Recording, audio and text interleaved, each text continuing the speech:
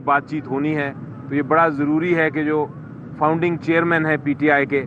ان کے ساتھ جو پولیٹیکل لیڈرشپ ہے مختلف جگہوں سے آئی ہوئی، ان سے ملاقات ہو. اس کے بغیر یہ جمہوریت اور یہ پارلیمنٹری پروسیس نہیں چلے گا. ایک بہت اہم، آج بہت ہی اہم ایک انفارمیشن آپ کو دینا چاہتا ہوں. جو عمران خان صاحب نے کہا ہے، ان کی طرف سے آج ایک خط جاری ہوگا، اور وہ خط جو ہے وہ آئی ایم ایف کو جاری کیا جائے گا. آئی ایم ایف اور یورپین یونین اور باقی جو آرگنائزیشنز ہیں،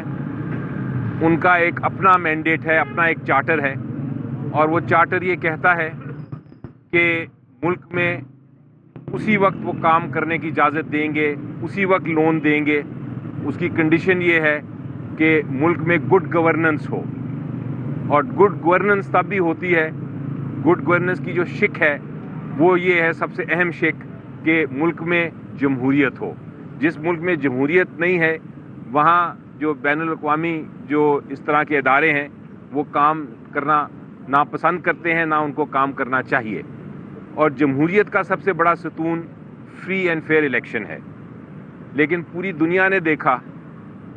پوری دنیا نے وٹنس کیا کہ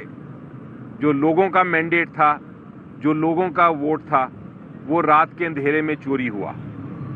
پری پول رگنگ جو ہے اس کو تو چھوڑ دیں، پوسٹ پول رگنگ جو رات کو ہوئی، جس میں جیتے ہوئے کینڈیڈیٹس ہمارے جو تھے ان کو ہرایا گیا، پی ٹی آئی کے کینڈیڈیٹس کو، اور جو ہارے ہوئے تھے، بری طرح ہارے ہوئے تھے، ان کو جتایا گیا. تو یہ جو چوری تھا مینڈیٹ، اس میں جمہوریت نہیں چل سکتی. اور اگر الیکشنز فری اینڈ فیئر نہیں ہوئے تو کسی بھی ادارہ جو ہے وہ اگر عوام کے حق کو جہاں دیکھتا ہے کہ واقعی چوری ہوئی ہے، وہاں وہ لون اس ملک کو نہیں دے سکتا، کیونکہ وہ لون جو ہے جو قرضہ دے گا وہ عوام پہ اور اس کا بوجھ ہوگا. اور ایسی حکومت جس کے پیچھے عوام کا اعتماد نہ ہو، وہ اس لون کو واپس کرنے میں، ملک کی ترقی میں، ملک کی جو کرائسس ہیں اتنے سارے، ان کو حل کرنے میں وہ ناکام رہے گی. اس لیے ہمارا جو خط جائے گا عمران خان صاحب کی طرف سے آئی ایم ایف کو، اس میں ہم واضح طور پہ یہ کہیں گے کہ اگر آئی ایم ایف نے کوئی بات چیت کرنی ہے تو پہلے وہ یہ کنڈیشن یہ واضح کر دے کہ یہ جو رگنگ ہوئی ہے جتنے حلقوں میں، ان حلقوں کے اوپر آڈٹ ہو.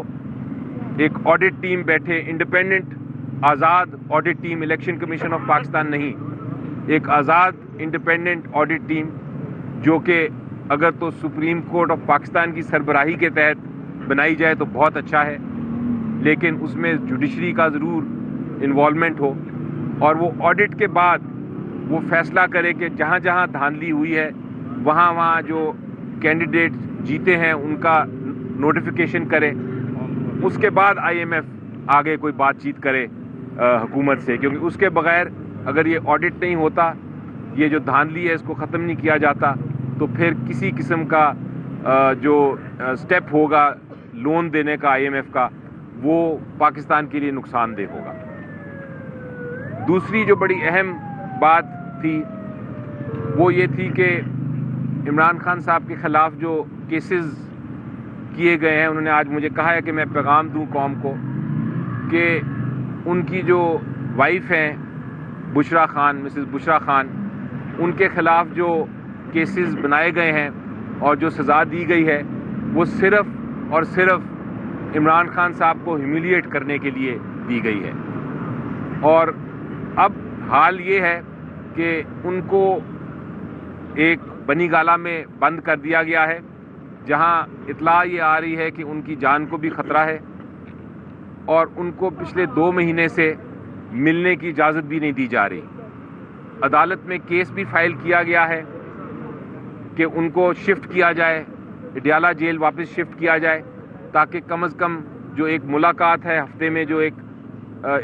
جو قانونی ملاقات ہے جو ایک ہفتے میں ہونی، وہ ایک رولز کے مطابق ہوتی ہے میاں بیوی میں، وہ بھی نہیں ہو پا رہی تاکہ وہ ہو سکے، لیکن وہ کیس بھی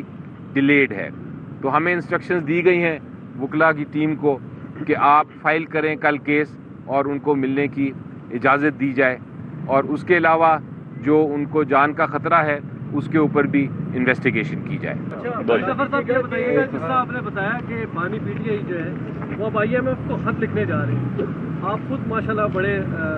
عقل مند انسان ہیں، بڑا ایکسپیرینس ہے آپ کے پاس.